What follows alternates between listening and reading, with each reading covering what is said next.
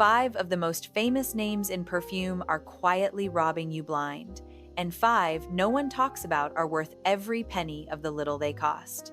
I'm Vivienne Marchand, and I've spent a lifetime learning the difference the hard way. At the counter, with my own money, being talked into bottles I never should have bought by women who were very good at their jobs. You've spent decades trusting your own nose. You know when a room smells expensive versus when it just costs a lot. That knowledge took you years.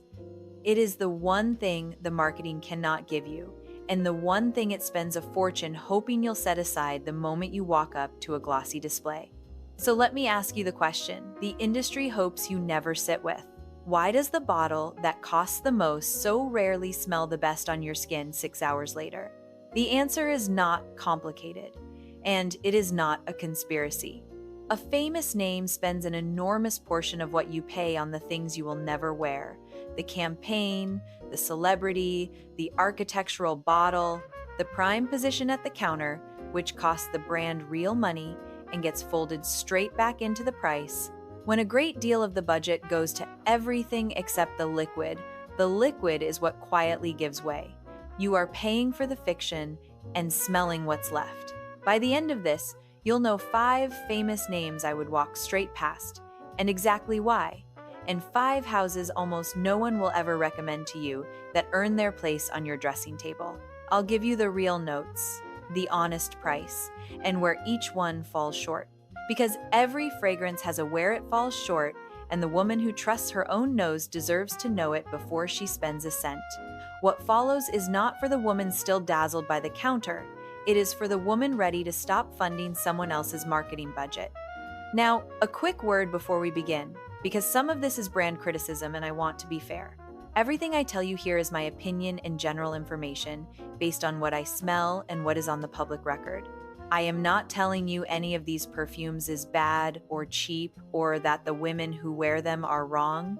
Your nose is the final judge always. If you love one of the famous 5, wear it with my blessing and tell me in the comments why I'm wrong. I would genuinely like to hear it. Here is the principle the whole thing turns on. The woman the counter loves is the one who buys the name. She comes in, she smells the top note. Bright, gorgeous, expensive, engineered to do exactly that in exactly 30 seconds. And her card is out before the fragrance has had the chance to develop or disappoint her. She buys the bottle, she buys the story on the little card about a garden in the south of France. Recognition is the point for her. And I am not sneering, because I was that woman for longer than I'd like to admit. The woman I'm talking to today buys the perfume. She wants to know what actually happens on her skin across a real day. She has learned the slow way, that recognition and quality are entirely different things, and that the most famous bottle in the room is very often not the best smelling one in it. Let me tell you where I first understood that properly, because it has shaped how I shop ever since. When I was young, my mother had a friend named Colette. Colette was not wealthy. She had one good coat, and she made it last 15 years. But she wore a perfume that made every woman in the room turn discreetly to find the source of it, and not one of them could ever name it, because it was nothing they'd seen advertised. She kept it in a plain bottle on a shelf, and when I once asked her what it was, she smiled and said, "The expensive ones are paying for the picture in the magazine, darling. I'm paying for the smell." I was perhaps 19. I have spent 40 years discovering, fragrance by fragrance, exactly how right she was. So let us begin with the famous 5, and I'm starting with one that will sting, because it's beloved. The first is Dior J'adore, the eau de parfum. You know it, everyone knows it. It launched in 1999, and it has been one of the best-selling women's fragrances in the world ever since, and the advertising for it is some of the most beautiful ever made, all gold and light and a famous face. The juice is a luminous floral built around solar ylang-ylang and Damascus rose, with a duo of jasmine grandiflorum and jasmine sambac at the heart. And I want to be fair to it. It is well made. It is genuinely pretty. It is also, to my nose, one of the most anonymous, beautiful things on the market. It smells expensive in the way a hotel lobby smells expensive, pleasant, polished, and impossible to remember once you've left. That gold amphora bottle is a triumph of design, and you are paying for the design. The current eau de parfum runs to about $180 for the 3.4 ounce. For that, I want a fragrance that is unmistakably mine in a room, and J'adore, for all its polish, is unmistakably everyone's. That is not a flaw in the perfume, it is the entire point of it. It was built to please the largest possible number of people, and a thing built to offend no one rarely thrills anyone. You decide whether that is what you want from $180. Now let me stop on this one, because it's the thing most women get wrong, and it matters for everything that follows. A famous fragrance and a great fragrance are not the same purchase. Recognition is real. When you wear J'adore, a certain kind of person knows the bottle, the way a recognizable handbag offers a small social comfort, and I am not dismissing it. But you have to be honest about which one you are buying. Are you buying a smell you love, or the reassurance that you bought the right thing? Those are two different transactions, and the counter is extremely good at letting you confuse them, because confusion sells the most expensive bottle in the case. The second famous name is Yves Saint Laurent Black Opium.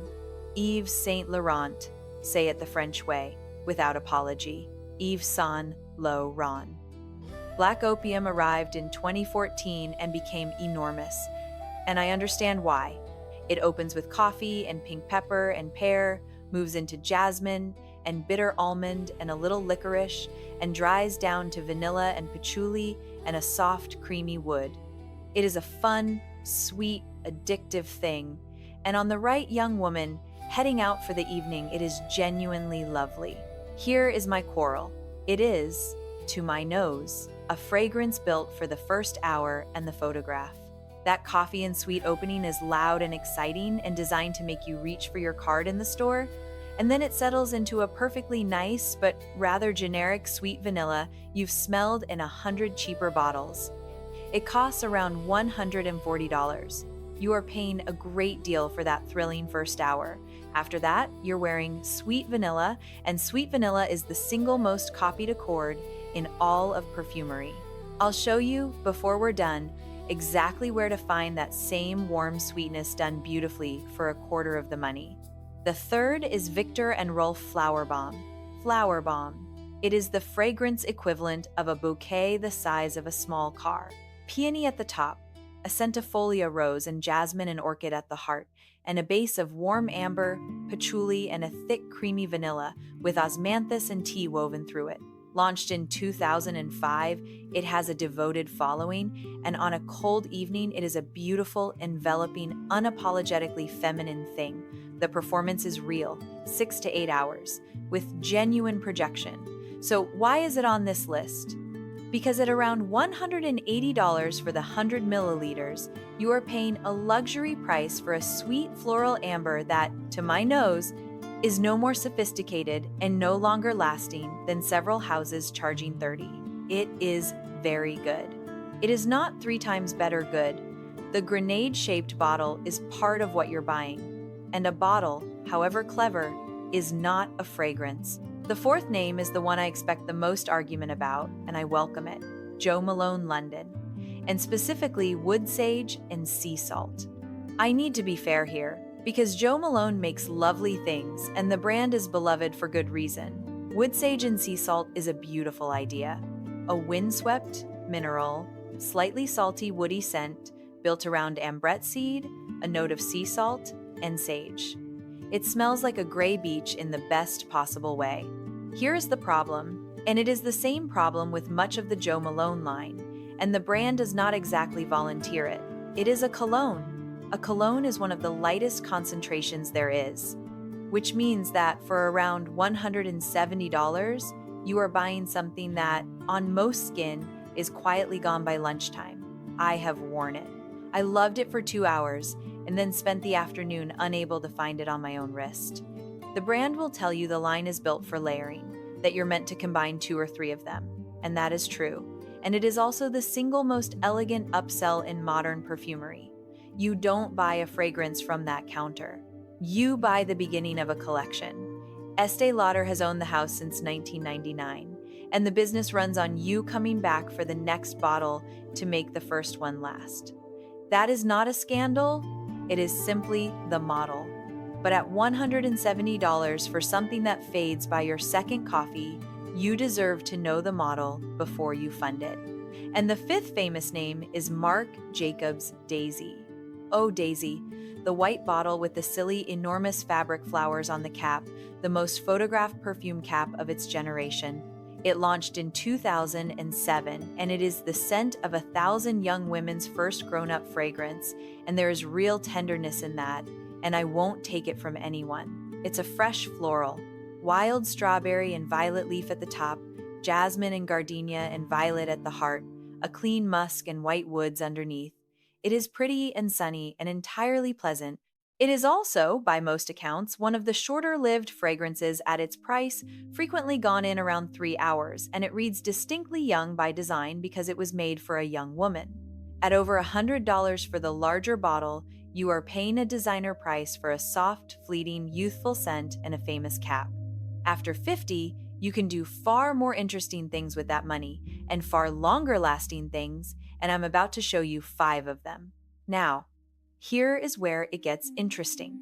I've told you what I would walk past. Let me tell you what I actually reach for. And notice something as I do. Not one of these has ever bought a magazine page. Not one has a celebrity attached. And almost no one will ever recommend them to you at a counter, because there is no counter and no commission, and no reason for anyone in the business to send you their way. They survive entirely on women telling other women. So consider this, me telling you. The first hidden gem is Latafa Yara. Latafa is a perfume house in the United Arab Emirates, one of the largest Arabic fragrance producers working today, and Yara is the one that quietly conquered the internet. It is a warm, oriental vanilla. It opens with orchid, heliotrope, and tangerine, settles into a soft gourmand and tropical fruit heart, and dries down to vanilla, musk, and sandalwood. It is creamy and sweet and comforting, and it lasts 6 to 8 hours easily, often longer on skin that holds vanilla well. And it costs between $25 and $35 for a full 100 milliliters. Do you remember that thrilling sweet vanilla dry down Black Opium gives you for $140? This lives in the same warm, comforting world, and to my nose, it is every bit as pleasurable, for a quarter of the price, in a bottle that is honestly rather beautiful. My honest caveat, Yara is sweet, young in spirit, and unapologetically a comfort scent. It is not a sophisticated, challenging composition, and it is not for a formal evening where you want gravity and restraint. But within what it is one of the most generous pleasures available at this price, and I have no snobbery left about it whatsoever. The second gem requires me to admit something, so stay with me, because this is the part where I tell on myself. It is Maison Alhambra Delilah. And Maison Alhambra is a house I avoided for years out of pure snobbery because it openly makes fragrances inspired by famous originals, and I had decided, without smelling a single one, that this made them beneath me. I was wrong, and the snobbery cost me. Delilah is a soft, sweet rose and fruit composition. Bergamot, lychee, and rhubarb at the top, peony, wild lily and rose at the heart, vanilla, white musk, and cashmere underneath. It is romantic and pretty and beautifully blended, and it wears for a genuine 5 to 7 hours. It costs around $20. Now, here is the honesty you are owed. Delilah is openly inspired by a celebrated and very expensive niche fragrance, Delina by Parfums de Marly, and it is not identical to it.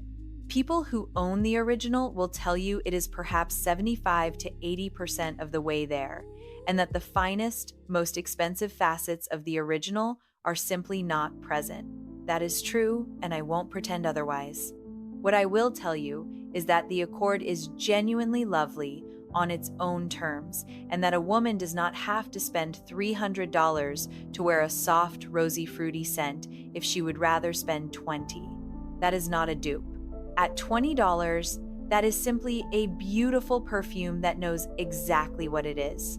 The third gem is Latafa Fakr, the women's version, in the deep red bottle. This one is for the woman who wants to walk into a room and be noticed, and who is tired of paying a fortune for the privilege. Fakar is a rich floral, fruits and lily and pomegranate up top, a big white floral heart of tuberose and jasmine and gardenia and ylang-ylang and rose, drying down to vanilla, white musk, and sandalwood. It is opulent. It projects. It is the antithesis of the shy little colognes that vanish by lunch, and it costs about $30 for the 100 milliliters. There is a confidence to a big white floral that suits a woman who has stopped apologizing for taking up space, and Fakar has that confidence in abundance. My caveat is also its whole appeal. This is not quiet. It has presence, and it has sillage. One spray is plenty. 2 sprays and the room will know you've arrived. If you prefer something close to the skin and intimate, this is not your fragrance. But if you have spent years being told to tone yourself down, Fakar is a $30 act of cheerful defiance, and I'm rather fond of it for that. The fourth is the honest one, and I want to be very clear about why it's here, because it breaks my own pattern. It is Montail Roses Musk. And Montail is a French niche house, and Roses Musk is not cheap. It runs to roughly $160, sometimes more. So why is it on a list of hidden gems, sitting next to $30 bottles? Because hidden does not always mean cheap, it means overlooked. Almost no one at a department store counter will ever steer you toward a niche house like this because they don't sell it, and so a genuinely extraordinary thing stays invisible to most women their whole lives. Roses Musk is exactly that. A pure, dewy, almost edible rose laid over a soft, powdery musk and a touch of ambergris, and it is one of the most beautiful, straightforward roses I have ever put on my skin. It performs for 8 or 9 hours with real presence. Now here is the honesty, and it is the opposite of my usual honesty. I am not telling you this is a bargain. It costs real money. What I am telling you is that, unlike the famous 5, when you pay for this, you are paying for the rose and not for the magazine page. And to my nose, that is money honestly spent. It is also a very focused fragrance. It is rose and musk. And if you want complexity and many acts and a long story, this is not that. It is one beautiful idea executed perfectly. Some days, that is exactly what you want. And the 5th gem is the one I almost left off, because it's a risk. And then I decided you could handle a risk. It is Latifa Assad, and I want to be honest from the first breath. Assad is marketed and most often worn as a masculine fragrance, and it leans that way. So why am I, a woman, recommending it to you? Because some of the most interesting things in my own collection right now are so-called men's fragrances that smell glorious on a woman with the confidence to wear them, and Assad is the best argument I know for it. It opens with black pepper and tobacco and pineapple, moves through patchouli and coffee and iris, and dries down to a deep, warm, addictive base of vanilla, amber, dry woods, and benzoin. On me, that pineapple and coffee opening over a warm vanilla base is one of the most compliment-getting things I own, and it costs around $25, and it lasts the entire day and into the night. Here is your honest warning, and please take it seriously. This is bold, it is spicy, it leans masculine, and it will not suit everyone. And you should sample it on your own skin before you commit, because on the wrong chemistry, it can go sharp. But for $25, the experiment is nearly free. And if it works on you the way it works on me, you'll wonder why you ever spent $140 on a thrilling first hour and a generic dry down. That is the whole game, really. Pay for the smell, stop paying for the picture. Tell me in the comments what you're wearing today and how long it lasts on your skin and your skin type if you know it. Dry, oily, combination, and whether you run warm or cool. It makes a real difference to how every one of these performs, and I want to build a real record from real women, so the next woman who finds this knows what to actually expect on her own skin, and not just what the listing promises her. Your comments are the most valuable thing on this channel. Next time, I'm going to tell you about something that was in every woman's bathroom cabinet before 1958, quietly removed and replaced with a product that costs more and does less. You're going to want to hear that one. Until next time, trust your nose. You've spent a lifetime training it, and what you wear should reflect you, not someone else's marketing budget.